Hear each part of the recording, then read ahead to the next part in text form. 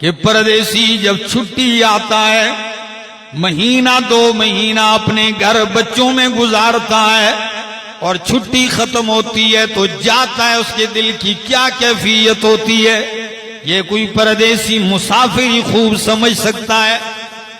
میں ایک دفعہ عمرے کے لیے جا رہا تھا تو میری ساتھ والی سیٹ پہ ایک بندہ بیٹھا ہوا ہے، بالکل آنکھیں اس کی سرخ ہیں، بات وہ کرتا نہیں ہے۔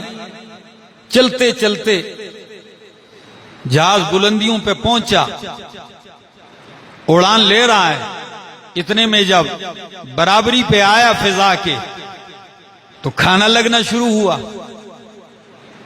میں نے ٹیبل کھولی، اس کی ٹیبل اسی طرح بند ہے، میں ٹیبل نہیں کھولی۔ خاتون آئی، کھانا دیتے جا رہی ہے سب کو، اس کی ٹیبل اس نے نہیں کھولی تو اس نے کھول کے نیچے کر دی، نے پھر اوپر کر دی۔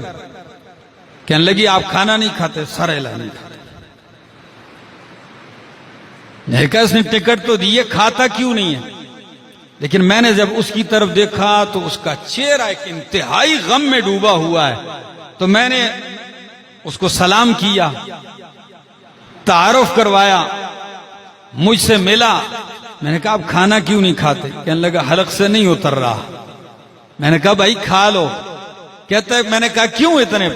کہتا ہے چھٹی آیا تھا 2-3 مہینے، بیٹا ہے چھوٹا، وہ اتنا مانوس ہو گیا کہ میں عام دنوں میں بھی چھپ کر اس سے گھر سے نکلتا تھا، آج صبح سویرے میں نکلا ہوں اس کو سویا ہوا چھوڑ کے آیا ہوں، اس کو جگایا نہیں ہے، تو وہ گھر پہ بستر پہ سویا ہوا میں اس کو چھوڑ کے آیا ہوں، اس وقت رو رہا ہوں کہ اٹھا ہوگا تو اس نے پورا گھر سر پہ اٹھایا ہو۔ تو اس کی باتوں سے میرا بھی دل نرم ہوا، میں نے اس کو تسلی دی، میں نے کہا اللہ آپ کی روزی میں برکتیں ڈالے۔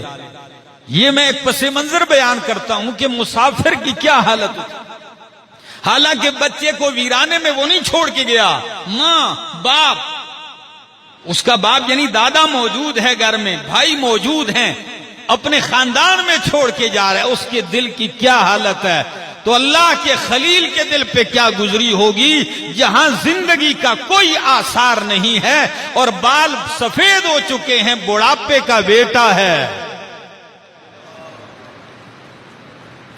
99-96 سال کی عمر میں مانگ مانگ کے اللہ سے اللہ نے دیا اور اس ویرانے میں چھوڑ کے جا رہے ہیں، تو ان کے دل کی کیا کیفیت ہوگی؟ لیکن حکم ربی تھا، چھوڑ کے چلے گئے۔ جیسے ہی بے بچوں اور بیوی کے بیچ میں پہاڑ حائل ہوا، پہلے تو دیکھتے دیکھتے جا رہے ہیں نا، جب بیچ میں رکاوٹ آئی، پہاڑ کی اوٹ آئی، فوراً التجا شروع کر دی۔ قرآن نے وہ دعا نقل کی، کیا فرمایا؟ ربنا انی اسکنت من ذریتی بواد غیر ذی زرع، اے میرے رب میں نے اپنی بعض اولاد ایسے ویرانے میں لا کے بسا دی ہے، غیر ذی زرع جہاں کوئی کھیتی نہیں، لیکن کہاں عند بیتک المحرم، تیرے حرمت والے شان والے گھر کے پاس، ربنا لیقیموا الصلاۃ، اے ربا اس لیے کہ یہ نماز قائم کریں۔